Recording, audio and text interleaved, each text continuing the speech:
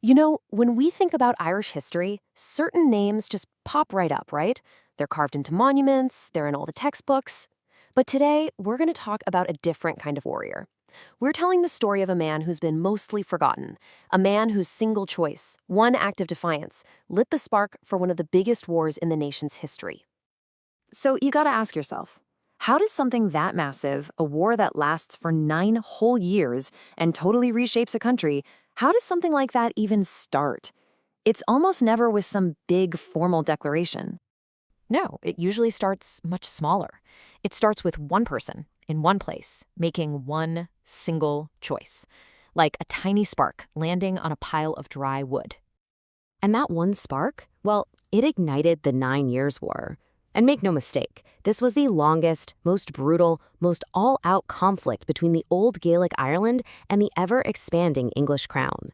It wasn't just a fire, it was a wildfire that consumed everything.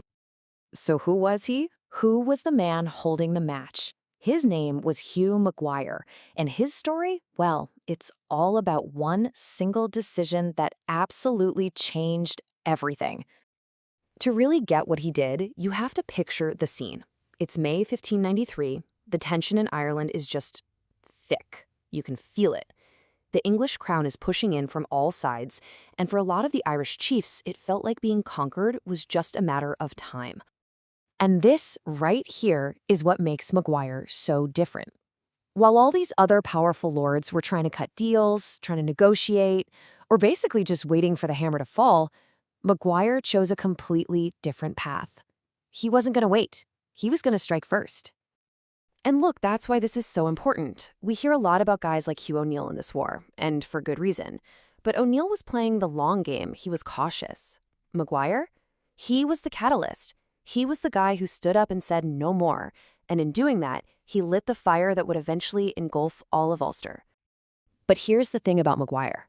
It wasn't just that he fought that mattered. It was how he fought. He knew he couldn't just line his men up against a professional English army on an open field. He'd get crushed. So, he just didn't play by their rules. He completely rewrote the playbook. His whole strategy was just brilliant. He used what he had. He knew the land, he had speed, and he had pure guts. His men would launch these lightning-fast raids on horseback, they'd trick the English forces into dense forests and swampy bogs for an ambush, and they would systematically destroy their supply lines. He made it a nightmare for them to operate. I mean, just think about this for a second. 60 miles. His horsemen could cover 60 miles in a single day. They could hit an English fort and be gone, just vanished, long before any help could even think about showing up. They were basically ghosts. We have a name for this today, right? Guerrilla warfare? But back then, he was basically writing the manual.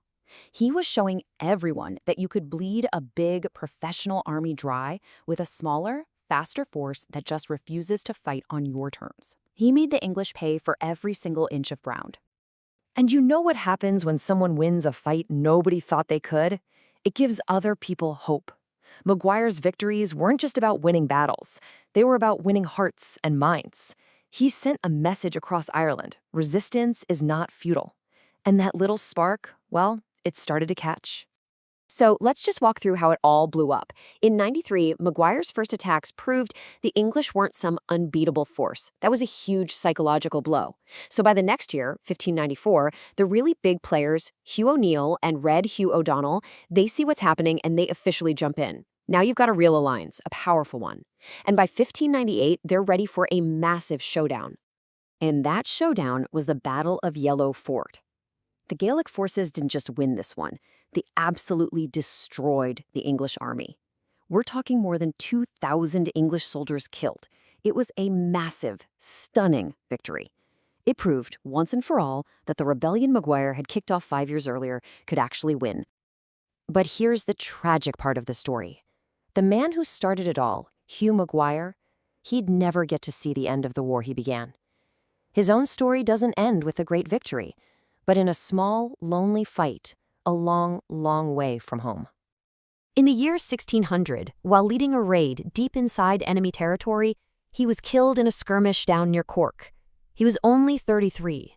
The man who lit the fuse died exactly as he lived, on the attack, leading from the front, and never, ever backing down. Now, the 9 Years' War, it would eventually end in defeat for the Gaelic side. But Maguire's ideas, his way of fighting, that never really went away. The tactics he perfected, using speed, surprise, local knowledge, those exact same ideas were picked up by the flying columns during the Irish War of Independence. We're talking over 300 years later. His spark, his idea, it echoed right through history. So the story of Hugh Maguire really leaves you with a question, doesn't it? History remembers the huge fires, the big wars, the famous generals, but it so often forgets that first tiny spark. It makes you wonder, in all the other stories you think you know, who's the forgotten spark? Who's the Hugh Maguire?